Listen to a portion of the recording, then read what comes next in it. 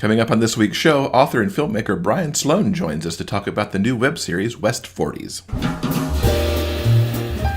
This is the Big Gay Fiction Podcast, the show for avid readers and passionate fans of gay romance fiction.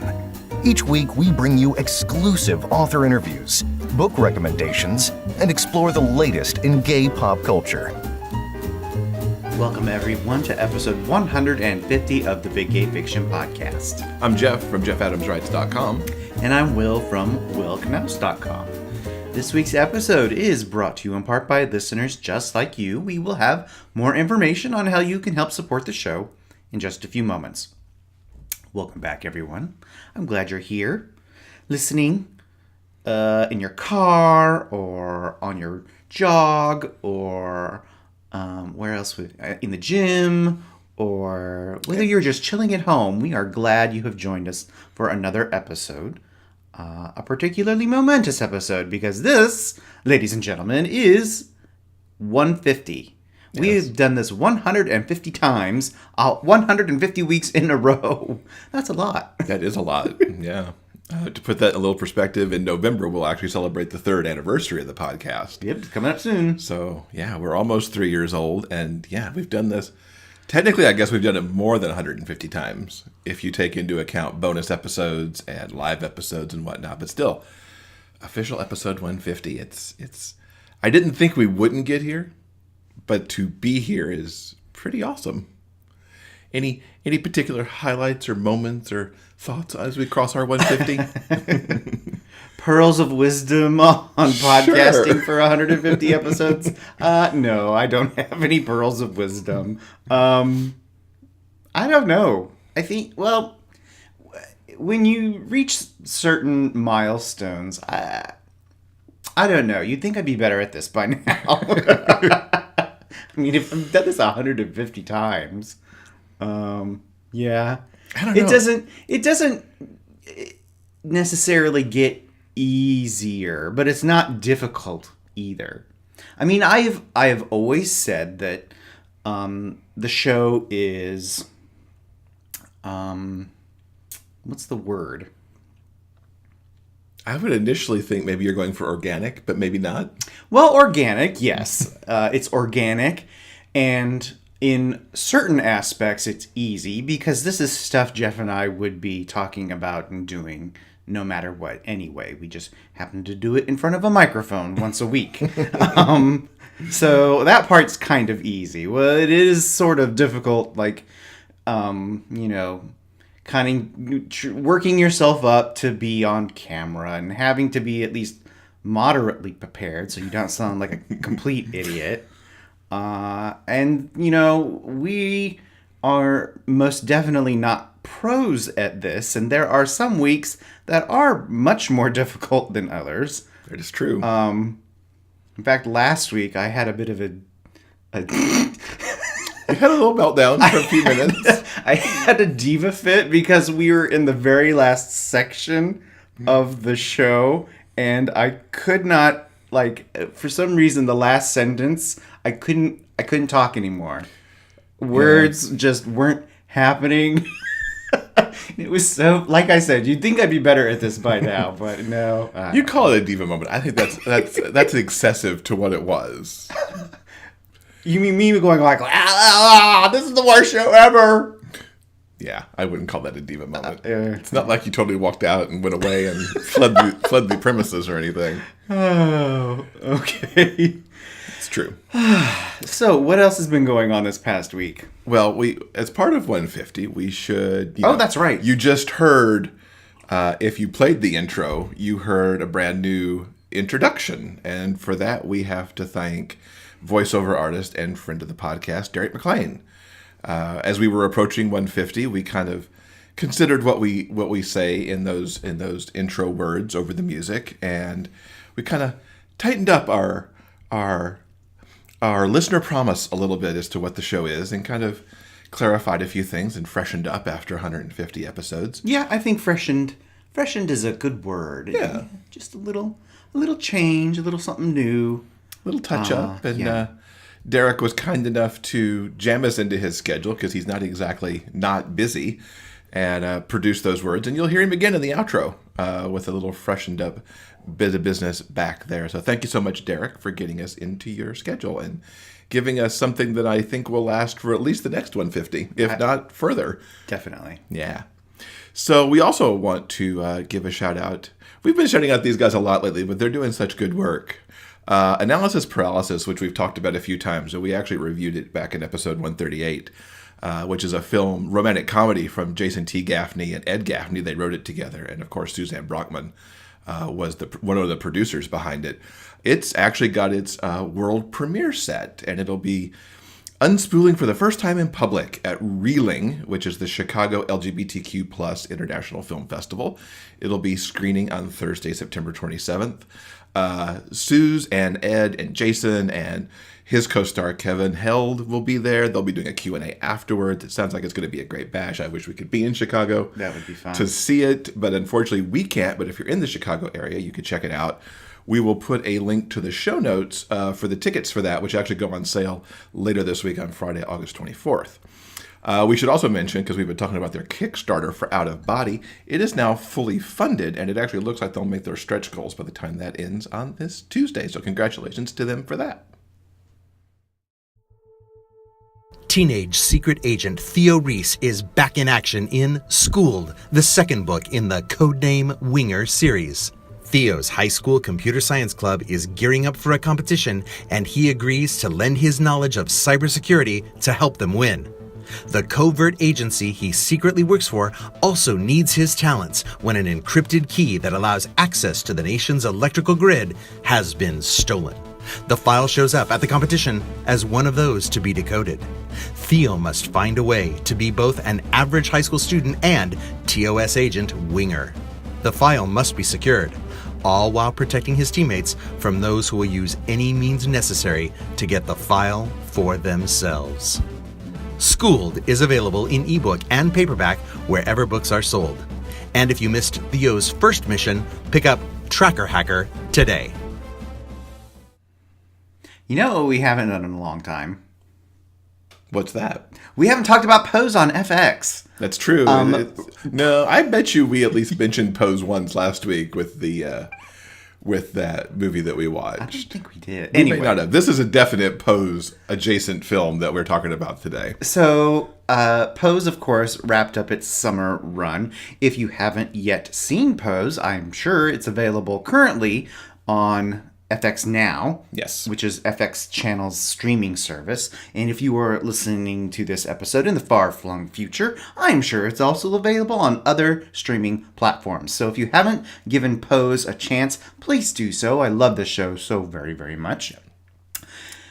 Now, transitioning into what we're really going to talk about, Jeff and I last night watched the film Kiki. It's a documentary that came out in 2017, and it's essentially, most people are calling it a sequel in spirit to Paris is Burning. Paris is Burning. It's essentially a present-day modern look at the ballroom scene in New York. And like Paris is Burning, it follows a certain number of characters over a certain amount of time and sort of gives you insights to their lives and their hopes and their dreams and their struggles while focusing on Kiki parties that happen in this sort of ballroom culture. As I mentioned, it happens... The directors and the producers managed to collect footage over an extended period of time, actually several years. We watch one of our characters actually transition. Also, at one point, one of the house mothers is encouraging his children to... They were talking about the re-election of Obama and how important it is for their community. That we also get some insight from some of the house mothers when the Supreme Court make gay marriage the law of the land. So some of the footage is from several years ago, but still relevant, still really fantastic. If you liked Paris is Burning, I highly recommend you check out Kiki. What did you think? I liked it a lot. I mean, I'm a fan of Paris is Burning. I'm a fan of, obviously, Pose, because we've talked about that a lot here. A few things that struck me rather profoundly is the fact that some of the same issues that we see. I honestly, it's been so long since we've seen Paris is Burning that I can't remember if it's covered there, but it's certainly covered in Pose, which takes place 25 years ago in the 80s, is that these folks in Kiki talk about the homelessness that affects this community, the high rates of HIV that affect this community. And it struck me how little some things have changed, especially in the African American gay community or LGBTQ community, to open up the spectrum a little bit more.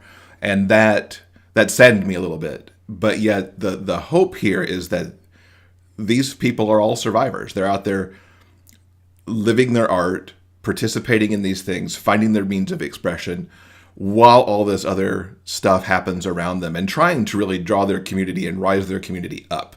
So I don't want you to think this is a downer of a film. It is not at all. But it did strike me that 20 years, 25 years on, this is still an issue. And they even comment about that in this film too, that some of these things are still an issue. But the film is also quite exuberant in some ways. These people find ways to make their lives good and bind themselves together and rise up. The other thing that was particularly striking as we're 2 years into a disastrous presidency is there is a clip in here from President Obama that took place probably 2016, because he's talking about the Supreme Court being under advisement for that case that will later, happen in that June. And it's LGBTQ Day at the White House or something. And he's making his remarks, and you're just like, that's what a president's supposed to be, that person. And so you just kind of yearn to get that back into the White House too. That's my tangents on Kiki, which I really enjoyed. It was a wonderful 2 hours. And it's streaming on Hulu right now, and perhaps some other streaming services as well. We'll have some links in the show notes for it, for sure. I have a couple books to move on and talk about. I turned into a big fan of C.B. Lee's Sidekick series. A few episodes back, I talked about Not Your Sidekick, which is book 1, and I just recently finished book 2. This one is Bells' story. In Not Your Sidekick, he became a superhero in his own right, known as the Chameleon. I don't remember reading this and getting this in the first book, but in this one, we know that he's trans. So this is from a trans point of view, which was a very good point of view to be reading here. The book itself takes place before, during, and after the events in Not Your Sidekick. So we get to see Bells before we even met him in that first book, which is great, seeing a little bit of his childhood, how he developed and started to understand his powers, why he's special, because it's mostly believed that the mutation that's turning people into these metahumans was all caused because of the big solar flare incident that happened. But usually you had somebody else in your family that had the gene and passed it on. In his case, his grandparents don't have it at all. He is a mutant on his own, which freaks some people out in the government. So this story continues the story of the Sidekick Squad as they try to uncover the events that have led the Heroes League of Heroes. And how's that for a great name? The Heroes League of Heroes. And there's also the Villains League of Villains, too, just to have the alternate side of it. The Heroes League has this corruption going on. Its leader, Captain Orion, has gone off on a power-hungry craze to become the superest meta of them all, and has been capturing people, and a whole resistance kind of crops up around that, and they're very much at the forefront of the resistance. I love what CB, in the same way that with all the superhero meta-human stuff that was going on in the first book, that she really explored love, bisexual love, lesbian love, teen love and all that stuff in the first book. Here, we really get Bells' story and his search for love and the crush he's had on this girl forever. And that he can't find it within himself to talk to her about it while he's going around and doing all these super things and even discovering more about the bounds of his powers, which are really quite large, far larger than anybody expected. She needs to hurry up and write book 3. Let me just say that flat out, because this was awesome. She ramps up the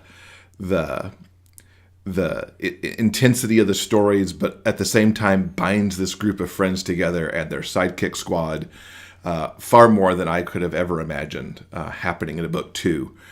So please write it soon. I know you're working on it. We talked about it at the LA Times Festival of Books back in April, but I need it kind of now. So yeah, check out Not Your Villain and the Not Your Villain and Not Your Sidekick if you haven't done it yet. It'd be perfect books to wrap up your summer reading. I promise that. Also, quickly, I want to give a shout out to Rhys Ford's Savior. I've been lucky enough to read an arc of this book. If you recall back a few episodes back, because I forgot to look this one up. I adored Rebel, which was the first book in the 415 Inc. series. This new one comes out in middle September. Rhys is going to be here in 154. I'll fully review this in 154, but it is up on pre-order right now. So you should go get this, and if you haven't read Rebel yet, you should read that so you're ready to pick up this sequel. So there you go. Fantastic. My reading in a nutshell. Now, guys, if you want to check out any of the books that we've just discussed, you can find the links in the show notes. We use affiliate links. So if you happen to click on them, a few pennies will go our way and help support this show. Yes. Now, you can also help support the Big Gay Fiction Podcast with a monthly pledge through Patreon. For as little as 25 cents an episode, your pledge helps pay for the cost of producing and distributing this show. And for fans who pledge at the silver and gold levels, you'll have the exclusive opportunity to ask questions of some of our upcoming guests. We've been banking a couple of interviews, some really amazing interviews, by the way, but we still got a list up on Patreon to see what's coming up. Also, all patrons have the option to have a personalized thank you sent directly to them. We sent you a cute little card with like a sticker and a magnet. It's wonderful. So, also, I want to bring up any month that we have pledges that meet our monthly production costs, we'll produce a special bonus show, especially for our patrons. Patrons on Patreon. Yes, it's very alliterative that way. And in just a few moments, we're going to be recording the August special bonus Patreon episode. Now, for details on how you can help support this show, all you have to do is go to our Patreon page at patreon.com/biggayfictionpodcast. That is patreon.com/biggayfictionpodcast. Want to hang out with us between shows? Check us out on Facebook. You never know what we might post. News about book sales, bonus video content, and maybe even a live broadcast or two. Like us today at facebook.com/biggayfictionpodcast and see what we get up to next. So I think one of the great things of this summer was discovering the West 40s web series that came out a few weeks ago. We had the opportunity to talk to Brian Sloan, who's one of the creative forces behind that series, to find out the origin story of it and to get an idea of what might be happening with the rest of the series. So shall we check that out? Yes. I'm excited to welcome Brian Sloan to the podcast.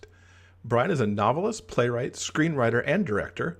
His acclaimed books include 2005's A Really Nice Prom Mess and 2006's A Tale of Two Summers. He also wrote and directed 2005's WTC View, which starred Michael Urie in the film version. Brian's latest project is the pilot for West 40s, which premiered on YouTube in middle July. Welcome, Brian. Thank you. Thanks for having me. Absolutely. We loved West 40s. We reviewed it the week after it dropped on YouTube. And it was so great to see this comedy about 40-somethings in the West 40s. After our time in New York, we know that area very well. So it was kind of a little visit back home, too. What was the inspiration for West 40s? Well, it really started because Mark Sam Rosenthal, who is my writing partner and co-creator on this project, was living in the neighborhood. He had been living there for a number of years, and we had already started working together as writing partners. We had done another TV show, which was more of like a drama. And then after that one, we did a pilot for this other show, which didn't really get picked up. So then we started thinking about what else we wanted to do. And we felt like we wanted to do something that was more reflective of us and kind of our friendship and our sense of humor, and something that was kind of more comic. I mean, we crack each other up a lot when we're hanging out. And I think, that was sort of the source of the very vague initial concept. And then he was living in the neighborhood and had just turned 40. And he was like, hey, we could call it West 40s. And that's sort of where the idea kind of came out of, really, because of his living in that neighborhood. And I knew the neighborhood well because I had had a number of friends who lived there over the years. I worked in that neighborhood a lot on various films and freelance jobs. So yeah, it was an area that I was really familiar with, probably outside of the area where I was living, which was the West Village. That was probably the area of town I was most familiar with because, I would go up there for work. And also, of course, it's where all the Broadway shows are. So I would see a few of those every now and then. So yeah, that world was familiar to me too. And so, yeah, we just started talking about a show set in the neighborhood about guys in their 40s.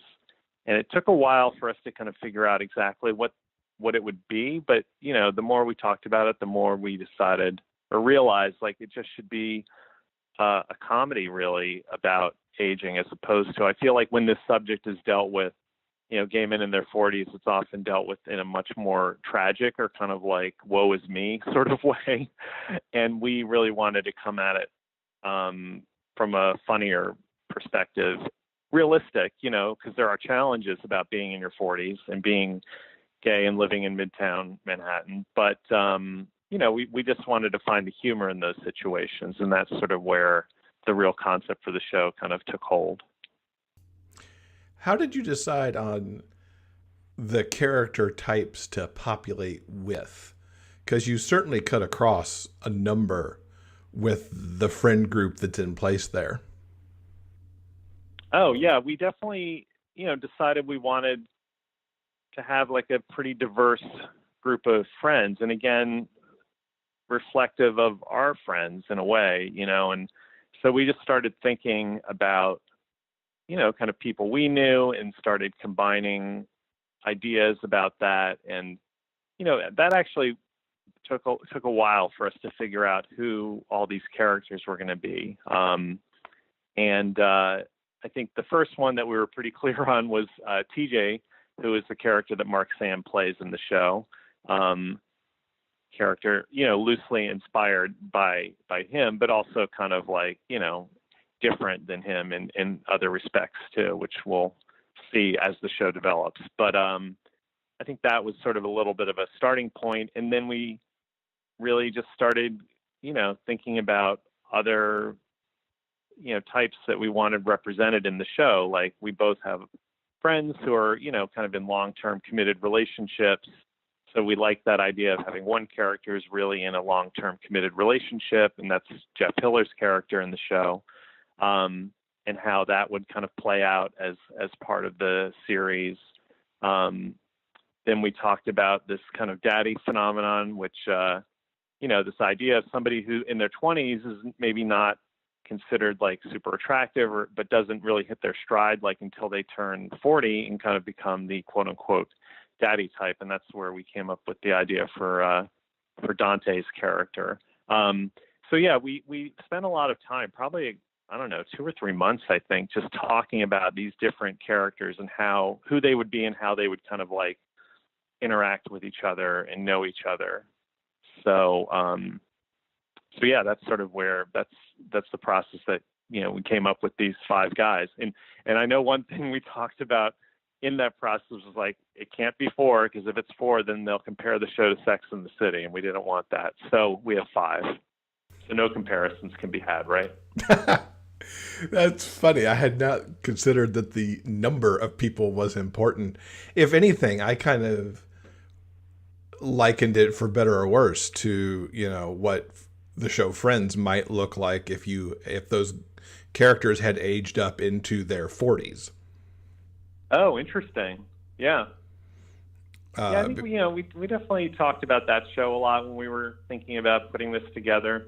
I think another influence for us actually was a show on Comedy Central where Mark Sam works, a show, Broad City, which is such a very New York kind of show, and I feel like they use New York very brilliantly in that show in terms of some of the storylines, and the sense of humor in that show is really kind of wacky and a little off kilter, and we like that idea as well. So yeah, we definitely we definitely talked about shows we liked, and started thinking about how we can kind of create our own show that sort of is in that vein. Another show, which was actually a digital show like ours, was The Outs. Have you ever seen The Outs? I have not. It's Adam Goldman's show, which is about a group of guys who are more in their 20s, but it's also just very well made, very well written. Actually, the writing on that show is fantastic, and the characters are just really, really vivid. It's just a really strong show. It's a little bit more. There's definitely humor in that show, but it's more on the drama side. There's a relationship at the core of it, of the first season, and really the second season too. So yeah, those were some of the shows we were, talking about and we were fans of. So that definitely was kind of part of our process too. Mm-hmm. Now, currently, you've only made the pilot, I understand, which was helped with the Kickstarter that happened. Yeah. Mm-hmm. What are you exploring to help get this 2 series to continue it? Well, we decided to kind of put it out there on YouTube to sort of see, people's reaction to it, and really start building an audience for the show, so that we can, find either some sort of a financing deal with investors, or kind of a production company who might want to partner with us to make the rest of the series. Because we did the pilot was done very independently. We did a Kickstarter, and then we found a couple additional investors outside of the Kickstarter, who just really loved this idea. So now we're kind of looking for more of that, and a production company, and Netflix can give us a call if they want. I can give you my number right now, and they can just give me a ring. Whatever works. We're open to different things. So we've seen any number of kind of configurations with some of the creators we've had on the show. We've seen the full Kickstarter route, where they fund their entire 6 or 7 episode season that way, and folks that kind of kickstart at the end to get post-production done, to folks who just do the old-fashioned raise the money and then shoot the show and make sure they've got distribution ahead of time. It seems like there's a lot of ways to do it, and although none of them seem that easy. Yeah, I mean, I think the key is really kind of just putting it out there is what we thought, and just really, just seeing what the response would be. And we've been kind of overwhelmed actually by the response, and how quickly actually people have found the show, because we didn't have an advertising budget. We just put it out there on YouTube ourselves, and told our Kickstarter fans and the people who worked on the show, and posted it on our social media. But since then, that was less than 2 weeks ago, our YouTube channel now has over 80,000 views, and we're getting a new subscriber for the show like once every 10 minutes roughly. That's excellent. It's kind of, Yeah, no, it's really remarkable. And I realized too, they have these analytics where you can look on YouTube and see where these hits are coming from. And I realized over the weekend that almost like 1,000 people have shared our link. And that's, I think, the key to the success of the pilot is that people are watching it, they really love it, and then they're just like sharing it with their friends and saying like, oh, you should check that out. You should check this out. And I feel, that's sort of really growing the number of people seeing it really quickly. So it's good for us. And it's also, good because we're definitely getting some attention from industry people and from private investors. We've talked to some private investors in the last few days and also to a production company as well. So yeah, we'll see, where it all lands, but we have scripted 6 episodes for the first season, and we want to try to start production on the next episode this fall. So hopefully we'll have more soon. The cast is ready and waiting. That's great. You've got 6 episodes written. I was going to ask kind of how much you had written, and is there anything you can maybe tease to us a little bit on where things may go in those 6 episodes? I guess people get older. No, I don't know. There's a lot that happens. I can tell you like a little bit about the structure of the show, which we, wanted to be sort of an episodic series in that each episode is meant as sort of a standalone story that's about one of the major characters in the show, so that each character of this group of 5 kind of has their own episode where they're sort of the focus and other people are definitely in it, but it's, each character kind of has their own story throughout the season. Because I like that idea of just really, kind of creating like a little short film each time. And so the running times of episodes, range from like 12 minutes to 20 minutes, depending on the story that we want to tell. And so that to me was exciting in doing a digital show, and that you have that flexibility to make the episodes as long, essentially as they need to be. So I will say there's some love and sex and a lot of back pain coming up too. So it's all in there. A lot of back pain. As the theme song promises, yeah. I love that. Yeah, that's certainly one of the things you get when you get older, for sure. I can attest to that. Yeah. And that was inspired by definitely real events. I like what you're saying about each character getting their own show, because that seems like a great thing to do for a season 1, so that if you get to a 2, now we've had these nice stories about everybody to bridge into the next season. So we've had this great introduction, and flexible runtimes I think are great too for the creators. I've seen, shows on cable in particular. FX seems to have no real runtime for some of its shows, because I've seen episodes of American Crime Story and even of Pose that can be 63 minutes, or they might be an hour and 22 minutes. It's like, it's getting looser out there for some of the cable channels.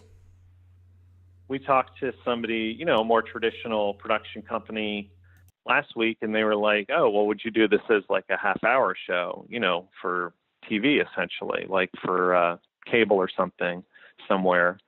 And, we were like, sure. I mean, it could definitely be that too, I think the key thing is that we, have this kind of idea, this general idea about what's it like to be in your 40s and be gay, and looking at that through, comedy. And then we have these, 5 great guys who are all really interesting characters. And I think that's one of the unifying comments we've gotten from people about the show, is everybody just wants to know more about these guys. You kind of get little tidbits about them in the opening. You get a little bit more about Luis, I think, than everyone else, just because it's his birthday.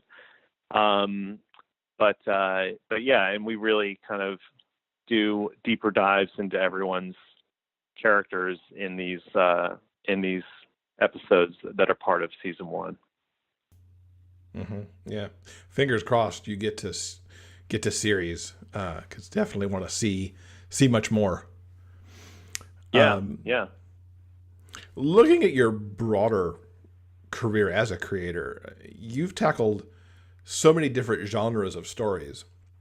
You've certainly got the comedic right now with West 40s, but then, you swing way dramatic with something like WTC View, which for folks who don't know is a story that takes place the day before 9/11 and then tracks out some months after that. Do you have a favorite genre that you tend to work in, or is it all about just what's striking you in a moment? I think I lean a little, towards comedy, as like a genre that I, enjoy working in. I think, it's just always been something I've been interested in. And I remember, like when I was in film school at NYU, the films that I did were, meant to be sort of funny and, were comedies. And at film school, they definitely were much more interested in very serious art kind of films. So I always felt like I was going a little against the indie filmmaker grain. But, for me, I like making people laugh, and I have been told that, the stuff I write is very funny. So I think that's always been like a little bit of a default for me. And I really enjoy that. I think with WTC View, it was definitely an unusual project, in general, but definitely for me. But, even in that story, I felt what I wanted to do was have humor in that story too, because I felt it was realistic in depicting how people were talking in those weeks, those kind of strange days after 9/11, days and weeks where, people really used humor as a way to kind of cope with the insanity that was going on around us if you lived in Lower Manhattan. So I think I like that, the way that comedy, isn't just to make someone laugh, but it's a way people deal with tragedy.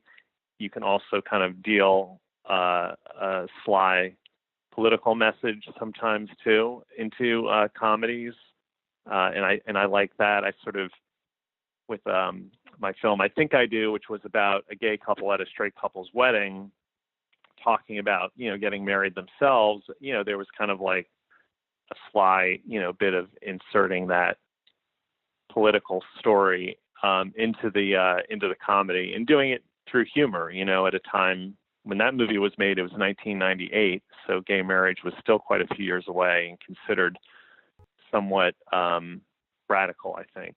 So yeah, I think I like using humor because you can sometimes address serious subjects and make some interesting commentary too. For sure. We actually recently watched I Think I Do over again, because it had been quite some time, and love the humor in it, and especially for that time, as you mentioned, kind of sliding in that political message then too, because we were still, what was it, like almost near 20 years from marriage equality at that point. Yeah, it was still quite a ways off. There was definitely, and I remember like people reading that script, and when it was in the script stage, and definitely getting comments from people like, well, you treat this like it's not a big deal that these guys are getting married. I'm like, well, it isn't.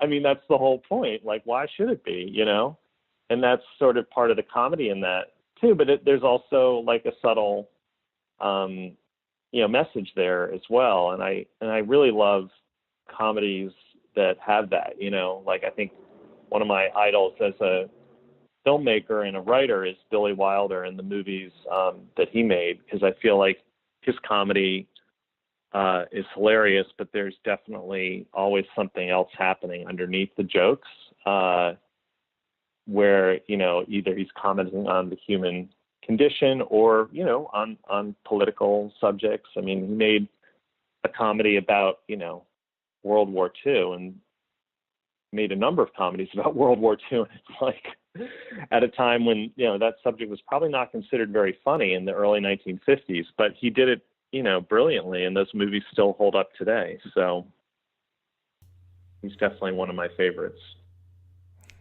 Such an excellent choice. Yeah, I can kind of see, yeah, why you would be so drawn to that, given and his diversity of work too, because he also worked in far more than comedy, of course. Yeah, no, I mean, he definitely did a lot of different kinds of films in his career, and some of them, are real classics, and others are, a little bit more experimental, like Ace in the Hole, which is, a very, very interesting and sort of dark movie. So yeah, I like that, and I like to have in my own work sort of a broad range of topics and subjects and different volumes of comedy, I guess you could say. Mm-hmm. Mm-hmm. Turning it up all the way to 11, or a little bit more subtle in a movie like WTC View. Now, besides genre hopping, essentially, you also write across various formats between books and stage and screen, and in some cases even adapting your work from one form to the other. This is kind of another question along the same one with the genre. Is there a place that you like to create the most, or do you think about what you're trying to say and then the format that fits it? I think it usually comes down to, I think I try to decide, early on before I start something, like, well, what's the best medium for something like this? Like with WTC View, I just remember thinking about that. And when I first started thinking about it, I just felt like, oh, there's no way this could be a movie. It would just be really hard as a film. I saw it as a very, kind of intimate drama. It's all really set in one location. Most of it is actually sort of set in one room in the play. We changed that a little bit for the film, but yeah, I feel like I try to decide that early in the process of something starting. But oftentimes, things go from one genre to the next. The book that I did, A Really Nice Prom Mess, the first novel that I did, that actually started out as a feature film. I didn't write the script, but I had written a treatment around the time of WTC View, or actually a little bit before WTC View. Before I Think I Do. And I had done a treatment for that story about a gay guy who kind of goes to the prom on a secret double date. And I remember talking with producers and trying to shop this concept around. And everybody was just like, well, nobody will make a movie with a gay teenage lead. It's just not going to happen in, the mid 90s, which was a true statement, unfortunately. So I kind of put that project in a drawer. And then when I got the opportunity to do these young adult books for Simon & Schuster, they asked me to, pitch them some ideas, and I pitched that, and they loved it. And then the idea went from being a screenplay to a novel. So and I'd love to make that movie eventually. Now that you can have a gay teenage lead in a movie, I think that's time for that movie to get made. So absolutely, Love Simon pave your way on that one. Yeah, I enjoyed Love Simon. I thought it was really sweet. So A Really Nice Prom Mess is like a little edgier than Love Simon, but hopefully, there might be some latitude now that that movie has sort of paved the way. Definitely. So yeah, I mean, I try to kind of pick something before I start, but oftentimes things, will go from one genre to the next. Mm-hmm. Is there something in the realm that you've been looking at, either with genre or a writing style, that you haven't tackled that might be on your bucket list? Well, I've always been told like I should be writing a Broadway musical. It's something I've never like seriously thought about, but I keep hearing this from other people, and I do love going to see Broadway shows. I just saw the Go-Go's musical last night, Head Over Heels, and I would love to write a Broadway show. I mean, I have no clue what that would be, but I definitely would love to try to do something like that, because I really love that genre. And I mean, I don't write music. So I did, come up with the lyrics for our theme song on West 40s. But I would have to find, obviously, somebody who's a very talented songwriter. But yeah, I think doing a big musical would be a lot of fun, definitely. That sounds awesome. As a major musical fan myself, it's like, anytime I can go see a good musical, I'm very down with that. If anybody ever wants to translate my work into a musical, I'm very into that, because that won't be me doing it. Yeah. But I say, well, and I think go forth and be a book writer and a lyric writer, and let somebody else figure out the musical part. Yeah.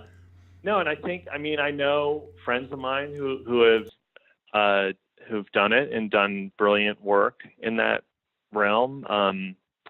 My good friend David Zelnick and his brother Joe did a musical called Yank, which is about gay servicemen in World War II. And it's just such an amazing show. And they've had productions around the U.S. and they've had productions in Brazil and in London. And hopefully it'll make it to Broadway eventually. I hope so. It so deserves to be there. We saw that at its off-Broadway, one of the off-Broadway incarnations, and it was stunning. Oh, cool. Yeah, no, that was like, I've known David forever, and so I've followed the different productions of that show. I've lost count of how many times I've seen it, but I just love that show and what they did with it. So yeah, I would like to do it, but I do know, I think my one reservation about a Broadway show is I know it's incredibly hard. I would say it's probably one of the most difficult genres to write in, because it's tough to get that right. When people do, it's brilliant. But it's really tough to make that work. But I'd be willing to give it a shot. I would definitely come to see it, because I'd like to see what you would create with that. Oh, thanks. Yeah, I think it would be a lot of fun too, Now, you've created LGBTQ plus stories for many years now. How do you feel that the landscape of getting that content into the world has evolved over that time? Well, it's been remarkable how much it's evolved. I remember when I was in film school and I was doing my short film Pool Days, which ended up as part of the Boys Life series, that I was told, if you make this film, you're not going to have a career in filmmaking. Like, nobody's making these sort of movies. And that was 1993. And that was a true statement. Nobody was making those movies. But that's certainly changed in the, 20, almost 30 years, I guess, since then. That the, genre LGBT storytelling in film and especially in TV, it's just blossomed, and I think it's incredible. I think the range of material is fantastic. I love that, there's shows that people hate and there's shows that people love, and I think that's great too. I think there should be a wide range. One Piece is not representing the entire LGBT community, because how could it? So I think now you see shows that are out there like Pose, which just, is out now on FX, taking a look at like the trans community and the ballroom scene. And, I think that's an incredible show. Yeah, there's just so much out there these days. And I just saw this show that Hugh Grant did. I think it was like a BBC. Oh, no, it was for Amazon, called A Very British Scandal. Have you seen this show? Yeah, we just watched it a couple weeks ago, actually, and reviewed it. I thought that was incredible. And again, I love that show, is looking at LGBT issues, but that politician is certainly, no angel for sure. So I like that there can be, gay characters now that are not perfect. They're human. And I think that to me is the biggest sign of progress, is that, the characters in LGBT stories these days don't have to represent the entire community. They can be incredibly flawed. They can be interesting. They can be real. And I think that's, for us, what really is behind West 40s. We just wanted to show real guys in their 40s and what that's like. And they're not all going to be, perfect role models for sure, but they are going to be real. And I think, because of the genre we're working in, they're going to be really funny too. So I just love that there's that choice these days of a lot to see, Are there stories, in your opinion, that desperately need to be told that are still kind of tucked away? Well, I would definitely, make an argument for our West 40s as one of those, because I feel like, there's a lot of content out there now, especially online, that's aimed and made for millennials. But I feel like this age group, kind of disappears when you look at movies and TV shows about LGBT people. And, that's part of, our desire in this show, because we really felt that this age group was not being represented at all. Like, it just sort of disappeared off the map in a way, So I feel like there should be more stories about this, about, guys in their 40s, guys in their 50s. There's another show being developed called Silver Foxes, which is about senior citizens who are gays and lesbians, from one of the writers of Golden Girls. So I would like to see more stories about, gay men and lesbians and trans people aging, because I feel like, that's a subject people can really relate to. And I know from the comments that we've gotten about this show, it's like one of the recurring comments is people are like, thank you for making this, because I can, it's so nice to see my experience, out there. So I feel like that's definitely, an area where I'd like to see a lot more stories, not just ours. Of course, I want to see many seasons of ours, but there's certainly many approaches you can take to this this topic, Mm-hmm. Mm-hmm. Now, pivoting again to one of your more early things, we loved your two young adult novels. Will and I both did. Any more novels in your future somewhere? I would love to write another novel. I definitely have some ideas that are kind of in a drawer somewhere. Well, I actually know where, it's sitting right across from me here at my desk. But novels take a long time to write. That is for sure. And, it's a very intensive process. And lately, because of West 40s and also because of two other TV projects I'm developing, I just haven't had much time to think about the literary fictional world. So I would love to do some more novels, but I don't know how imminent they will be. But soon, maybe. It's good to know that they're in the offing potentially. Yeah. Yeah, and especially I really loved working in the young adult genre too, because I just felt